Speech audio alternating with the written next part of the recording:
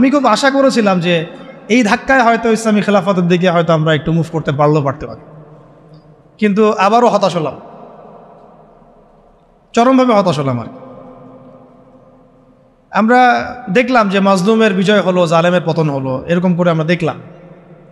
ইতিহাসে হয়েছে, ফেরাউন ধ্বংস হয়েছে, নমরুদ ধ্বংস হয়েছে, কিন্তু আমরা যেন ওই ফেরাউনের কবল থেকে নিষ্কৃতিপ্রাপ্ত ওই উদ্ধত বনু ইসরায়েলের মতো হয়ে না যায় আবার। বুঝতে পারছেন কথা? ফেরাউনের কবল থেকে মুক্তি পাওয়ার মাত্র 40 দিনের মাথায় বনু ইসরায়েল বাছুর পূজা শুরু করছিল। কত দিনের মাথায়?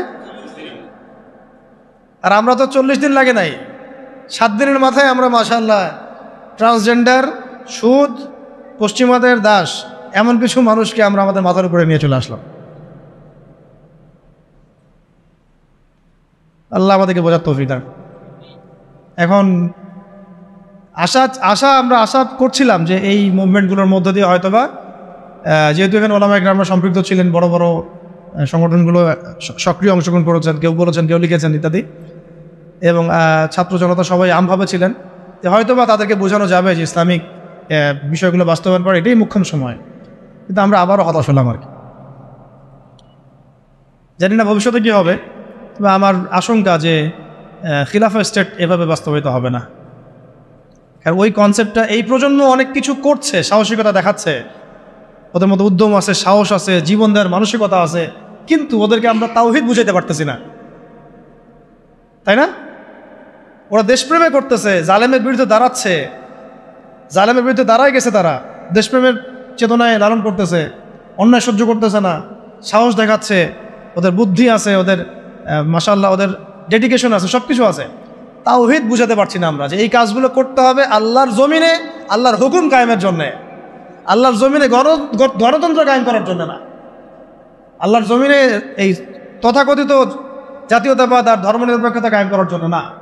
এই ডেডিকেশনগুলোই দরকার আমাদের আল্লাহর জমিনে খিলাফা কায়েম করার জন্য। এই মেসেজটা আমরা ইয়াং জেনারেশনকে দিতে চাই বা দেওয়া উচিত। এইটার জন্য আমাদের সবার কথা বলা উচিত, কারণ আমার বিশ্বাস এদেরকে তারা হবে ইনশাআল্লাহ। যা তারা করে দেখিয়েছে, আমাদের বিশ্বাস এই জেনারেশনকে দিয়ে হবে ইনশাআল্লাহ সবার। তবে তাদেরকে তো ছোটোবেলা থেকে এইসব বোঝানো হয়নি, পড়ানো হয়নি, জানানো হয়নি, তারা তো ওই ধাঁচে বড় হয়ে ওঠে নাই। একটা হাদিস মনে রাখবেন, তাহলে আপনাদেরকে এটা বুঝতে সুবিধা হবে। একজন ব্যক্তি এসে জিজ্ঞাসা করেছিলেন, এই হাদিসটা দিয়ে দিই অনলাইনে, যে ইয়া রাসূলুল্লাহ সাল্লাল্লাহু আলাইহি ওয়াসাল্লাম, কে শহীদ, কে? একজন বলছেন, ইয়া রাসূলুল্লাহ, একজন ব্যক্তি যুদ্ধে গিয়েছে জাতির জন্যে, একজন গিয়েছে বীরত্ব প্রদর্শনের জন্যে, একজন গিয়েছে বাহবা পাওয়ার জন্যে, কে শহীদ? নবীজি বলছেন এক বাক্যে, মান কাতালা লিতাকুনা কালিমাতুল্লাহি হিয়াল উলিয়া ফাহুয়া ফি সাবিলিল্লাহ। যে ব্যক্তি শুধুমাত্র আল্লাহর জমিনে আল্লাহর কালিমার পতাকা সমুন্নত করার জন্য যুদ্ধে গিয়েছে, শহীদ হয়েছে, ওইটাই আল্লাহর রাস্তা, ওইটাই শহীদ। এটা শহীদের সবচেয়ে বড় স্তর। হ্যাঁ, অবশ্যই মাজলুম যারা জালেমের বিরুদ্ধে দাঁড়িয়েছে, তারাও ইনশাআল্লাহ শহীদ, ইনশাআল্লাহ তারাও শাহাদাতের মর্যাদা পাবেন ইনশাআল্লাহ। নবীজি হাদিসের মধ্যে এইভাবে বলেছেন, মান কাতালা লিতাকুনা কালিমাতুল্লাহি হিয়াল উলিয়া ফাহুয়া ফি সাবিলিল্লাহ। যে ব্যক্তি আল্লাহর জমিনে আল্লাহ পাকের পতাকাটা, মানে কি পতাকা বলতে এখানে কি বোঝাচ্ছে? শরিয়া, আল্লাহর দিন, খেলাফা, এটা কায়েম করার জন্যে জিহাদ করে, যুদ্ধ করে, অতঃপর শহীদ হয়, এটা হলো আল্লাহর রাস্তায়। অবশ্যই যে কোনো জালেমের বিরুদ্ধে দাঁড়িয়ে যদি শহীদ হয়, সে শহীদ হবে। অত্যাচারী শাসকের সামনে দাঁড়িয়ে যদি হক কথা বলে, তাকে যদি হত্যা করে ফেলে, সেও শহীদ হবে ইনশাআল্লাহ। অনেক স্তর আছে, এটা সর্বোচ্চ স্তর। আর সাহাবীরা কিন্তু এই চেতনাতেই যুদ্ধে গিয়েছেন। সাহাবীরা কি ভাষার জন্য যুদ্ধে গিয়েছিলেন? সাহাবীরা কি মানে কি বলবো, দুনিয়াবি কোনো স্বার্থে যুদ্ধে গিয়েছেন, জিহাদে গিয়েছেন? তারা শুধু আল্লাহর দিন কায়েমের জন্য জিহাদে। অন্য কোনো স্বার্থ ছিল? এমনকি তাদেরকে এই স্বার্থও ছিল যে যুদ্ধে জয় হলে আমি গনিমত পাবো অনেক। হ্যাঁ, এই নিয়ে ছিল, যুদ্ধ জয় হলে আমি অনেক গনিমত পাবো, সম্পত্তি হবে, আমাকে সবাই বীর বলবে, ইত্যাদি ইত্যাদি। এরকম কোনো একটাই লক্ষ্য উদ্দেশ্য নিয়ে তারা ঝাঁপিয়ে পড়েছেন, সেটা হচ্ছে আল্লাহর জমিনে আল্লাহর তাওহীদ, লা ইলাহা ইল্লাল্লাহ, এই কালিমা যেন প্রতিষ্ঠিত হয়। আল্লাহর কালিমা প্রতিষ্ঠা হওয়া মানে আল্লাহ পাকের শাসন, আল্লাহ পাকের বিধান, খেলাফা, এটা যেন বাস্তবায়ন হয়ে যায়। মানে এক কথায়, আমার কথা এক কথা, জমিন আল্লাহর, হুকুম চলবে আল্লাহ। সহজ কথা শেষ। এই জমিন কার? আল্লাহর জমিন, বিধান চলবে কার? আল্লাহর। আল্লাহর জমিন, শাসন চলবে কার? এখানে শাসক হচ্ছে আল্লাহর প্রতিনিধি, শাসক জনগণের কাছে মুখাপেক্ষী না। এখানে শাসক কার প্রতিনিধি? আল্লাহর প্রতিনিধি। আল্লাহকে রাজি খুশি করার জন্য সে জনগণকে ভালো রাখবে। জনগণের কাছে বাহবা পাওয়ার আশায় না যে আমি আপনাদের জন্য এটা এটা করতেছি, আপনারা আমাকে ভালো বলবেন, এই নিয়েতেও না, বরং আল্লাহ তুমি দেখো আমি তোমার দেওয়া দায়িত্ব পালন করছি। কেন ওমর রাদিয়াল্লাহু আনহু রাতের অন্ধকারে ঘুরে বেড়াতেন আর মানুষের দুঃখ দুর্দশা দেখতেন? কেন তিনি দেখলেন যে একটা চুলার মধ্যে এক মা রান্না করতেছেন, খাবার নাই, নিজে গিয়ে বাইতুল মাল থেকে নিজের কাঁধে করে নিয়ে এসে তিনি তাদেরকে দিলেন? কি উদ্দেশ্যে? ওই মায়ের কাছে কোনো বাহবা পাওয়ার উদ্দেশ্যে? ওই বাচ্চাদের কাছে কোনো বাহবা পাবেন এই উদ্দেশ্যে? ভালো বলবেন এই উদ্দেশ্যে? দুনিয়াবি কোনো স্বার্থে? কোশ্চিনকালেও না।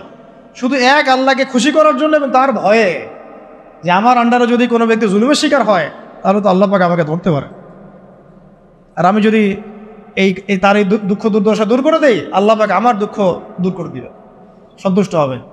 এখানে একটা মারাত্মক পয়েন্ট আছে যেটা আমরা মিস করতেছি। তরুণ ভাইদেরকে বলবো, নিয়াত ঠিক করে নাকি? আপনি কোন নিয়াতে এবং কি উদ্দেশ্যে লড়াই করছেন এবং সংগ্রাম করছেন? অবশ্যই জালেমের বিরুদ্ধে দাঁড়িয়ে যাওয়াটা অনেক বড় একটা সওয়াবের কাজ এবং এটা বিশাল মর্তবা, কিন্তু কাজ এখানে শেষ নয়। কাজ শেষ হবে কখন? যখন আল্লাহ পাকের জমিনে আমরা আল্লাহর খেলাফত বাস্তবায়ন করতে পারব। আমার কথা কি বুঝতে পারতেছেন আপনারা? তাই আমরা এই সচেতনতাটা তৈরি করব এবং তরুণ ভাইদেরকে বোঝাবো, তাদের পর্যন্ত বার্তা পৌঁছানোর চেষ্টা করব।